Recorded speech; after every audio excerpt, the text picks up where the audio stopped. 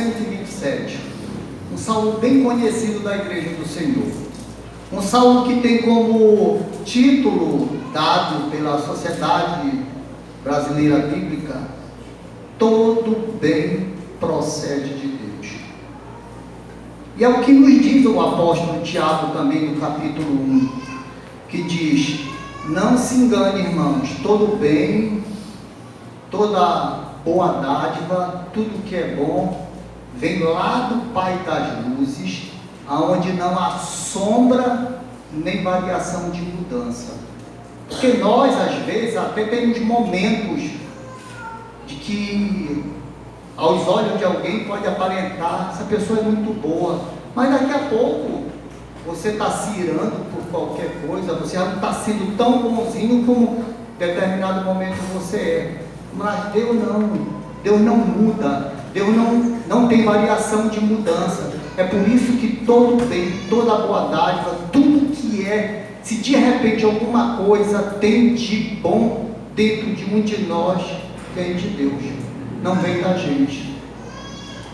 E o salmo, esse salmo aqui, ele está entre os salmos que são salmos de romagem, são salmos que o povo saía cantando em peregrinação e cantando esse salmo. O povo, quando saía até Jerusalém para as festas da nação de Israel, a lei de Moisés dizia 3 festas a ser comemoradas, que é a Páscoa, a colheita e a festa dos tabernáculos. E pela orientação da lei de Moisés, o judeu, ele deveria participar pelo menos uma dessas festas por ano. Então eles iam em peregrinação, subindo a Jerusalém. Inclusive esse salmo fala assim que salmo de romagem ou salmo de ascensão. Eles iam subindo em rumo a Jerusalém. Então eles iam cantando. E esse salmo, ele, pelo que a história conta, ele foi justamente escrito numa época em que rei Salomão, filho de Davi, estava construindo uma casa para ele e construindo um templo para Deus. Então ele começa a dizer assim: se o Senhor não edificar a casa, em vão trabalham os que a edificam. Então olha só, falando aqui de uma casa. E é tão interessante que nesse salmo, esse povo que ia em peregrinação, muitos dias eles em peregrinação, eles passavam por várias provações, vários problemas. Durante o dia calor, durante a noite frio, de repente animais ferozes tentando devorá-los. Eles passavam por vários problemas, não diferentemente de nós que somos peregrinos nessa terra também, estamos caminhando rumo à pátria celestial. É por isso que a palavra do Senhor sempre é atual. Ela tem essa particularidade, falou no passado, mas ela fala no presente. Ela sempre está para o povo que está ouvindo naquele momento, nessa noite, fala a cada um de nós. Então nós passamos por problemas, nós nessa peregrinação nossa rumo à pátria celestial, até o momento que Jesus vier para cada um de nós, vier para a igreja dele, nós vamos estar enfrentando problemas, dificuldades, assim como esse povo ia caminhando rumo a Jerusalém. Quando ele começa a dizer: se o Senhor não edificar a casa, em vão trabalham os que a edificam. O Antigo Testamento, por exemplo, em Gênesis capítulo 26, Gênesis 26, ele fala aqui assim: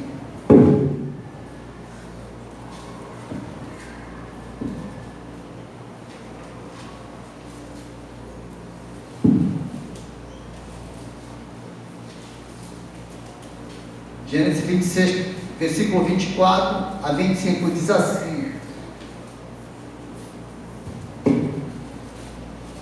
falando a respeito de Isaque na terra dos filisteus. Ele estava passando por dificuldade, tinha ido para a terra dos filisteus, e todos nós precisamos de uma casa, de como sustentar essa casa, mas nós precisamos também ter em mente que se nós não buscarmos Deus, tudo que nós fizermos é em vão. E aqui Isaque tinha cavado já alguns poços, como uma forma de daí do poço ele poder alimentar o gado dele, ele servir para agricultura. Mas ele assim, na mesma noite lhe apareceu o Senhor e disse: eu sou o Senhor, o Deus de Abraão, teu pai, não temas, porque eu sou contigo. Abençoar-te-ei e multiplicarei a tua descendência por amor de Abraão, meu servo. Então levantou ali um altar e, tendo invocado o nome do Senhor, armou a sua tenda, e os servos de Isaque abriram ali um poço. Então o poço ele funciona como a nossa fonte de renda. O agricultor, se não tiver água, ele não faz nada. A tenda é a residência que a nossa família precisa. E o altar do Senhor é você ter como Deus, como primazia da tua vida. Então a gente vê aqui que no texto de Gênesis, ele diz assim, que a primeira coisa que ele fez foi levantou ali o altar. E tendo invocado o nome do Senhor, armou a sua casa, a sua tenda. Então a primeira coisa que ele fez foi levantar um altar para o Senhor. E nós? Será que nós temos nos preocupado em dar primazia para o Senhor na nossa vida? Nós todos temos corrido atrás de dar o que a gente diz, o melhor para os filhos da gente.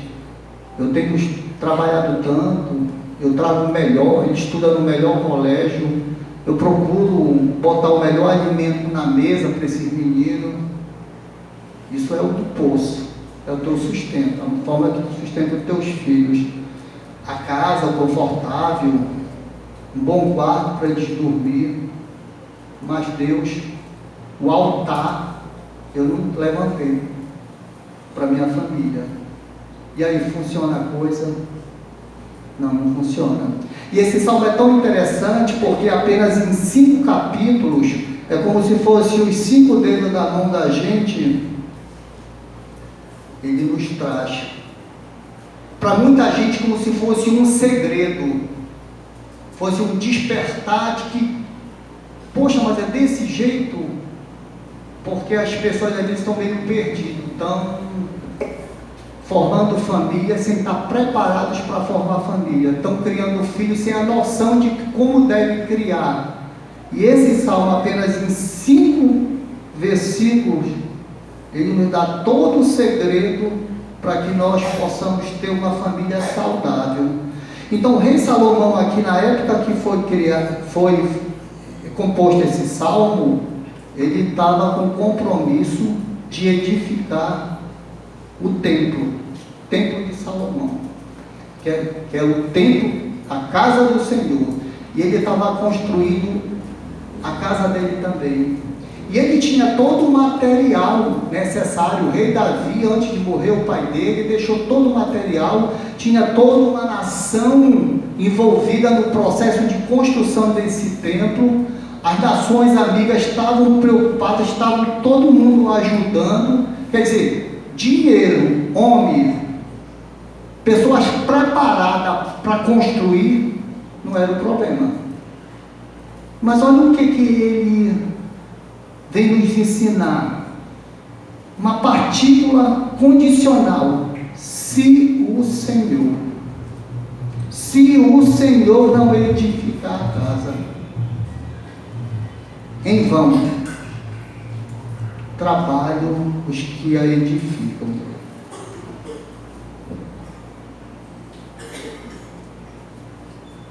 E ele vem com a consciência de que Deus em primeiro lugar, que esse altar precisa ser montado, que não adianta nada eu suar, eu correr, eu passar noite de sono para trazer o melhor para dentro da minha casa, mas se eu não tiver Deus, de nada vai adiantar.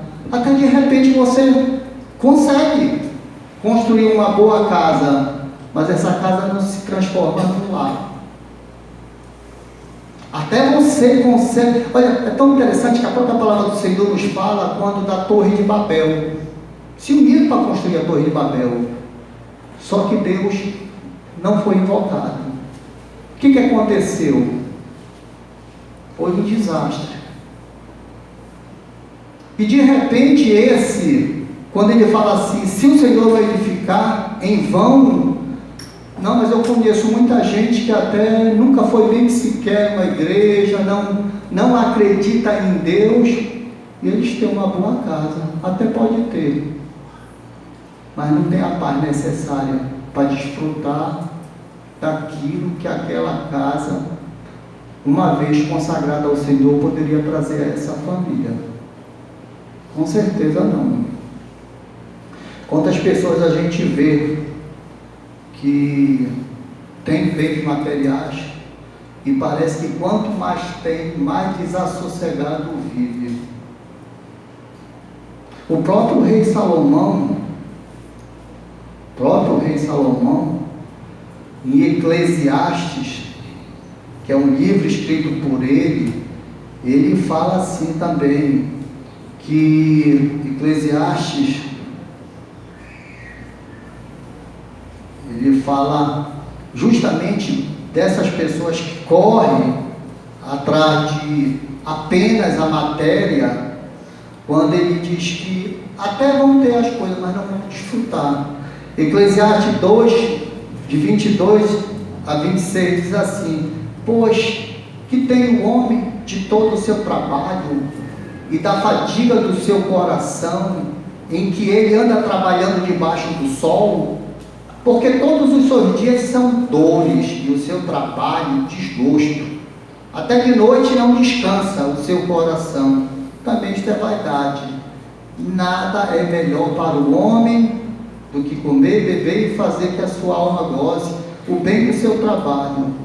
No entanto, vi também que isto vem da mão de Deus, pois separado deste, quem pode comer ou quem pode alegrar-se? Porque Deus dá sabedoria, conhecimento e prazer ao homem que lhe agrada, mas ao pecador dá trabalho, para que ele ajunte e amontoe, a fim de dar àquele que agrada a Deus. Também isto é vaidade e correr atrás do vento. E assim por diante, irmãos. A gente vê que não adianta. O processo não é esse, de juntar apenas, de correr atrás, de amontoar, desassociado de Deus. A gente vai juntar e vai, como se diz, vai morrer rico e viver pobre. E aí ele vem, e sai quando ele fala em relação à tua casa, e quando ele fala assim em relação à cidade, em vão vigia a sentinela, inútil vos será levantar de madrugada, repousar à tarde, comer o pão que penosamente granjeaste. Aos seus amados ele dá o quanto dormem. Ele não está dizendo que é para o cidadão descansar e dizer não, que a palavra do Senhor está falando é que eu tenho que descansar nele e vou esperar que do céu ele vai mandar a minha sobrevivência, ele vai me dar como sustentar. Não é isso que ele está dizendo. Aqui a relação que ele está fazendo aqui é do homem que vive apenas para trabalhar e daquele homem que trabalha, mas que reconhece que se não for Deus na vida dele, se não for Deus dando capacidade para ele trabalhar, se não for Deus pela misericórdia dando saúde para que ele trabalhe, e que ele não esqueça que além do trabalho, e primeiramente do que o trabalho, ele precisa esse altar ao Senhor. Ele precisa consagrar a vida dele, a família a Deus. Senão, ele vai simplesmente só juntar e não vai desfrutar. E esse salmo que, na época, Davi escrevia na construção desse templo, quando ele teve esse entendimento que precisava construir o templo, ele tinha todo o recurso possível, porém ele tinha esse entendimento, essa consciência de que se não for a Deus, de nada adiantava o que ele tinha, não seria da maneira apropriada, não seria para a glória de Deus. Mais tarde esse salmo foi justamente usado pelo povo de Deus quando estavam de volta do cativeiro da Babilônia, que eles precisavam reconstruir Jerusalém. A cidade tinha sido atacada pelos inimigos, e como a gente sabe, as cidades todas cercadas de muro, e os inimigos, e eles estavam de retorno, os judeus, da escravidão, e nem todos os judeus tinham retornado, e muitos judeus, famílias já perdido gente no caminho, então eles eram poucos, e precisavam reconstruir esses muros da cidade. Inclusive o livro de Neemias, que nós conhecemos, Neemias foi um dos principais que trabalhou organizou para que esses muros fossem reconstruídos. Ele dizia até assim, uma pá na mão e uma espada na outra, porque os inimigos estavam a todo tempo não querendo que eles reconstruíssem esses muros. E aí o Salmo ele nos ensina assim: aos seus amados ele dá enquanto dorme, assim, herança do Senhor são os filhos, o fruto do ventre seu galardão. Então esse salmo, antes de eu entrar nesse detalhe aqui falando sobre nossos filhos, diz assim que esse salmo, ele nos ensina o seguinte: sem a ajuda de Deus, a gente não consegue se manter em pé, a gente não consegue construir a nossa vida, a gente não consegue reconstruir a nossa história. Nós temos que viver na dependência de Deus, porque aqui como o Salmo nos traz, que diz assim, a edificação de uma casa, quando ele fala assim que a proteção da cidade, olha quantos de nós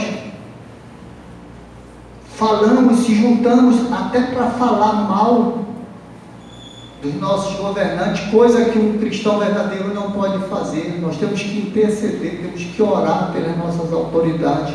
Ninguém vai construir uma cidade, ninguém vai, no caso deles aqui, eles não iam reconstruir a nação se não fosse na dependência de Deus.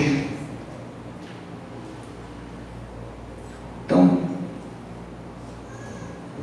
hoje mesmo, a gente vê, o Brasil é assolado por uma política, às vezes, de descaso, e o povo de Deus, que devia fazer toda a diferença em estar orando, intercedendo pela reconstrução dessa nação, muitas vezes nós não estamos fazendo.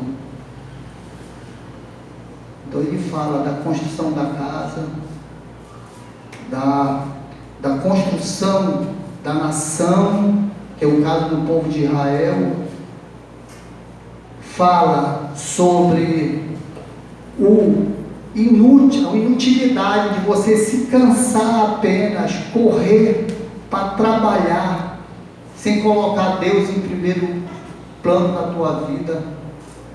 Tu vai juntar, mas não vai desfrutar. Tu vai deixar para os outros, às vezes deixando a herança maldita até, briga entre os familiares, porque não foram preparados para receber a herança. Já viu como na passagem do filho pródigo, quando a parábola do filho pródigo, quando aquele filho apressadamente pediu a parte que lhe cabia e foi dado a ele, o pai consentiu que deu, não deu por vontade não, ele permitiu, não foi a vontade do pai não, foi a permissão, ele deu a parte. E o que foi que aconteceu? Ele esbanjou de uma forma errada, ele não usou para o bem dele próprio, ele teve que voltar arrependido. Ainda bem que ele teve a oportunidade de voltar e se arrepender. Muitos de nós não temos a oportunidade. Hoje temos porque nós estamos vivos, mas muitos que ficaram no caminho já não tiveram a oportunidade de voltar. E outra coisa que esse salmo nos fala é justamente aqui, quando ele fala, herança do Senhor são os filhos. Filhos hoje, a gente ouve de repente pessoas dizer assim, filho hoje em dia é muito difícil de criar. Filhos é só para dar trabalho. Eu me lembro uma vez no trabalho, duas colegas conversando, e elas comentando assim que filho era dor de cabeça, filho, isso era... Não, é por isso que eu, sinceramente, estava fazendo até um comentário de uma amiga delas que havia morrido e a filha tinha comentado assim, já morreu tarde, era muito enjoada, tudo mais. E eu falei, não, eu não concordo não de falar isso de filhos não, porque filhos são herança, é Deus quem nos dá, e nós temos que devolvê-los com juro e correção monetária, porque é herança, é bênção. Não é que um filho tão pequeno chega do teu lar, um filho que se tu não botar comida na boca, ele não se alimenta. Um filho que se tu esquecer dentro do carro, ele morre asfixiado. Como é que tu não diz que... É tão interessante que a gente às vezes, tão inconsciente, a gente fala assim, essa geração é muito mal criada. Quem criou? Quem criou? É mal criada, foi criada mal. Então olha a nossa responsabilidade. E aqui o Salmo, justamente, ele fala dessa família. Aqui quando ele fala assim, herança do Senhor são os filhos, o fruto do ventre, seu galardão. Olha, diz que é galardão. Como flechas na mão do guerreiro, assim são os filhos da mocidade, como flechas na mão do guerreiro. Quem é que determina a direção da flecha? É ela que determina para onde ela quer ir? Não, é o guerreiro. É o guerreiro que aponta para o alvo e solta a flecha no devido tempo.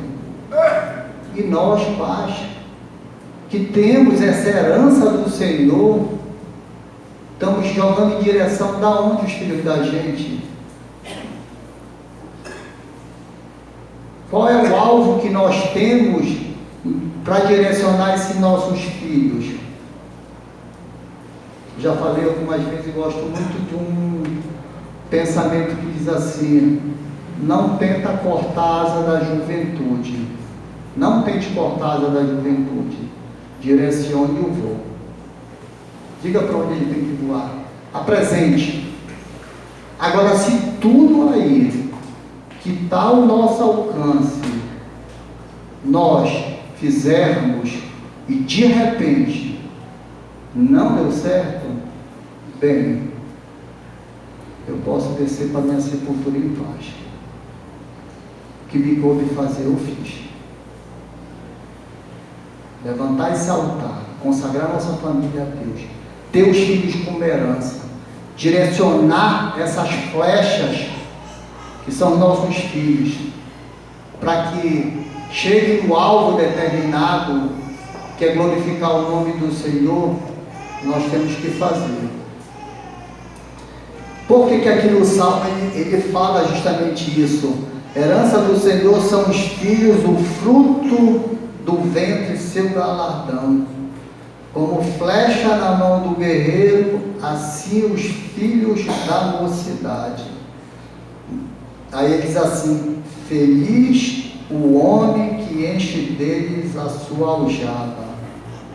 Não será envergonhado quando pleitear com os inimigos à porta. Como a cidade era cercada de muros, a cidade tinha uma porta também. E qualquer desavença era resolvido na porta da cidade. O tribunal de julgamento era instalado na porta da cidade. Agora imagina você que quando esse homem de repente era chamado por alguma coisa para resolver os inimigos, porque de repente você diz assim, inimigo, o cristão tem inimigo sim, ele não pode ser inimigo de pessoas, mas ele tem inimigo sim, porque o mundo odeia a palavra do Senhor, odeia os filhos de Deus. Mas quando esse homem era chamado à porta para resolver as suas contendas, de repente, ele era acompanhado por filhos. Na cultura judaica, a quantidade de filhos era muito importante, como hoje ainda, né? As famílias estão tão pequenas e a palavra do Senhor nos orienta para que nós tenhamos filhos que são bênçãos para povoar a terra, para difundir esse reino. E esse homem, quando ia à porta, ele levava uma caravana de filhos, um exército com ele, vários filhos, tudo do lado dele. Isso passava a segurança para ele. E hoje nós não precisamos de nossos filhos, precisamos. Filhos não são bênçãos na vida da gente, são bênçãos sim, herança do Senhor. Por que de repente, por um momento, eles estão trazendo desgosto dentro de casa? Nós precisamos rever. Uma vez a gente vendo uma pregação e o pastor, ele falando assim, que ele soube que o filho dele andava fazendo alguma coisa que não estava de acordo com o que a palavra do Senhor ensina. E ele ficou pensando, o que foi que eu fiz de errado? Ele ficou pensando, o que foi que eu fiz de errado? E aquilo ficou matutando na cabeça dele. Porque é muito fácil a gente simplesmente atribuir a culpa a eles. Não que eles não tenham a responsabilidade, tem sim.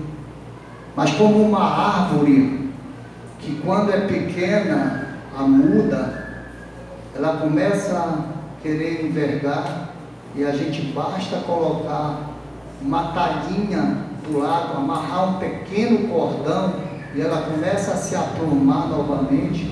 Assim são os filhos. Tem um pensamento que diz que filho, quando é pequeno, a gente pega pela mão. Quando grande, só se for pelo coração. Não adianta bater de frente, brigar, desafiar, tem confusão. Continuemos clamando ao Senhor, que Ele tem poder sim. Então, irmãos, a gente vê assim que a palavra do Senhor é rica em ensinamentos. Muitos de nós estamos sofrendo, muitos de nós estamos meio que perdidos, vivemos em angústia, assim como esse povo, no momento da reconstrução desse tempo, no momento em que esse povo estava em peregrinação, eles passaram 70 anos na Babilônia, escravos. Tempo que eles estavam saindo de lá, eles vinham com muito sofrimento. Assim nós também. Quantos anos de vida nós temos? 40, 60, 80, 100? Se chegar a 150, 200, também quando chegar em 200 anos, vai ver assim que passou muito rápido.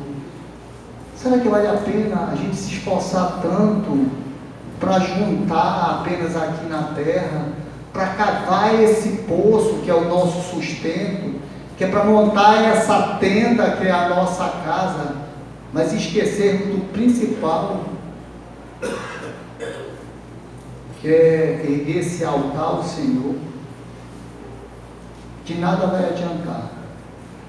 A gente só vai se cansar, e como o tempo passa tão rápido, quando a gente chegar lá, nos 90 anos da gente vai ver, mas o que eu fiz da minha vida? Mas que bom que o Senhor ele tem misericórdia de nós, o Senhor, ele, pela providência divina, ele tem nos mostrado o meio pelo qual nós temos que levar esse ensinamento para nossas casas, buscar dar esse exemplo. Às vezes é difícil, a gente sabe que o mundo, o país que nós estamos vivendo, as dificuldades são grandes. Agora imagina só você carregando um peso danado, tendo alguém sofrendo, tendo alguém botando à sua disposição, exclama a mim, que eu não estou surdo, que não posso ouvir o teu clamor, eu quero te ajudar, eu estarei sempre contigo, como Jesus fala, no mundo vocês vão ter aflições, vocês vão ter problemas, mas tenha bom ânimo, porque eu estarei com vocês, assim como vocês estão sofrendo, eu também sofri, mas assim como eu venci o mundo, vocês também vencerão. E eu, pela minha prepotência, pela minha arrogância, pela falta de conhecimento, eu vou carregar esse peso sozinho, vou sofrer. Aos olhos humanos, pode até ser que dizer, olha, é de sucesso a pessoa conseguiu juntar um monte de bagulho, agora vê, e esses bagulhos serviram para quê?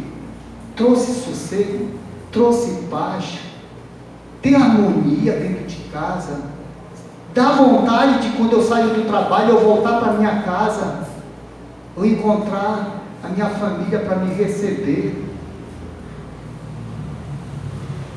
Então, existe uma alegria falsa pregada no mundo, uma alegria da bebedice, a alegria da curtição, quanto que o mundo está te curtindo, está te consumindo, está te deteriorando. E para onde vai chegar? Eu costumo dizer o seguinte: se o cidadão diz que não acredita em Deus, as evidências são grandes da existência de Deus. Mas se ele quer dizer que não acredita em Deus, tá bom. Agora, você quer morrer? Não. Mas tu acha que vai morrer ou não? Isso aí não tem dúvida. Tu conhece alguém que já morreu? Se a pessoa não quer morrer, mas tem certeza que vai morrer, realmente Deus botou na gente, foi o sopro da vida, não foi o sopro da morte, não. É por isso que ninguém quer morrer. Então nós vamos viver a eternidade, certo? Certo. Mas aonde você vai viver? Tem um pastor que prega para as famílias, acho que é o Josué Benção, ele fala assim: você já olhou para a tua filha, olhou bem nos olhos dela e ficou pensando daqui a 7